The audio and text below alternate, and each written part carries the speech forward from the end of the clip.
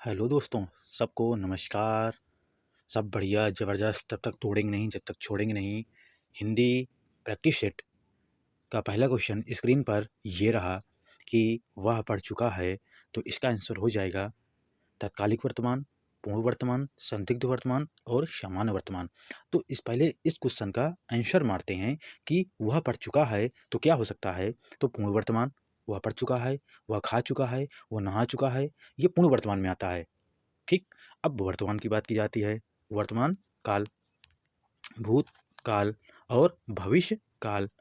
तो जो वर्तमान काल है, वर्तमान काल के अंतर्गत इसके 5 भेद होते हैं।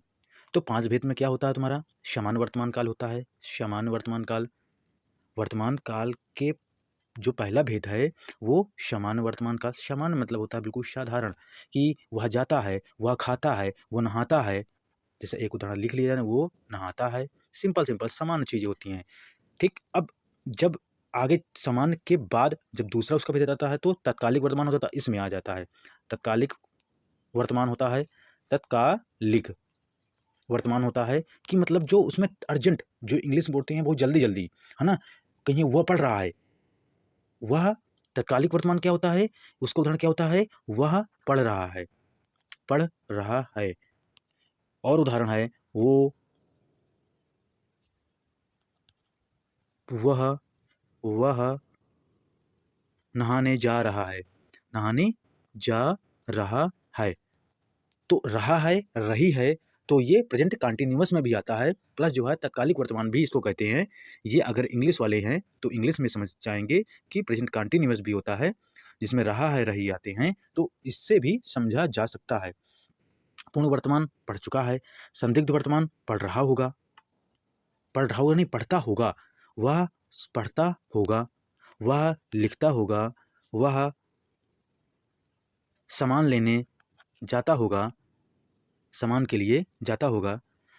और संदिग्ध के बाद संभाव्य, ये सामान्य वर्तमान एक ये संदिग्ध होना चाहिए, संदिग्ध हो गया है।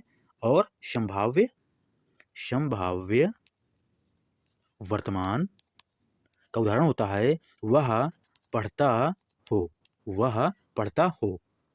ये होता है संभाव्य का उदाहरण होता है, वह पढ़ता हो, पढ़ता हो। ठीक। अगला क्वेश्चन आते हुए, अगला क्वेश्चन आते हुए,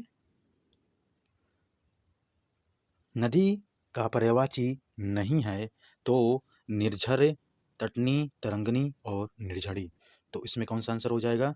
निर्झर। निर्झर किसका पर्यायवाची है? ये झरना का, झरना का पर्यायवाची है। और झरना के पर्यायवाची कौन कौन से हैं?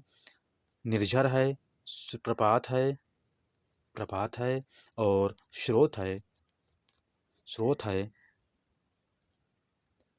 और नदी के पर्यायवाची ये हैं, तटनी है, तरंगनी है और निर्झरी है।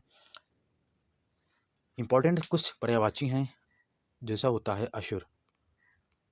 असुर, असुर का जो पर्यायवाची है वो है तमीचर। तमीचर, तम मतलब होता है रात्रि, और रात्रि में चर मतलब होता है चरने वाला। तो रात को चरने वाला असुर ही है, इसलिए तमीचर होता है। निशा मतलब रात होता है, निशा मतलब होता है रात्र, निशाचर। चर मतलब चरने वाला, निशा मतलब होता है रात्रि, तो रात्रि को चरने वाला मतलब असुर। भाई चर मतलब चरने वाला, निशा मतलब रात्रि को, तो रात्रि को चरने वाला कौन? असुर। निशिचर, रजनीचर, सुरारी, शुर लिखा जाएगा इस तरह। अरे मतलब होता है दुश्मन, शत्रु होता है, सुर मतलब होता है भगवान। तो भगवान का शत्रु कौन? कौन? असुर। तो सुरारी का पर्यायवाची क्या हो जाएगा? असुर। तो ये चीज़ें थोड़ा सा तुमको एक्स्ट्रा जानकारी हो गई कि चर मतलब होता है चरने वाला। जैसा वनेचर होता है, वनेचर, चर मतलब वन को चरने वाला नहीं, मतलब चलने वाला, चलने वाला, जो वन में रहता है, चलने वाला होता है, वो वनेचर होता है। जैसे गुप्तचर होता है, गुप्तचर, पहले क्वेश्चन मैंने सॉल्व करवा चुका गुप्तचर का। तो गुप्त मतलब होता है चीज़ें रखने वाली, मतलब कि जो कोई जान सके। चर मतलब चरने वाला, तो मतलब जो बड़े ही आसानी तरीके से ढूंढने वाला, गुप्त चीज़ों को पता करने वाला गुप्तचर होता है। ये अगला क्वेश्चन स्क्रीन में आते हुए विलोम शब्द मालूम करना है। अतिथि का विलोम शब्द क्या हो जाएगा? अतिथि का विलोम शब्द हो जाएगा आतिथेय।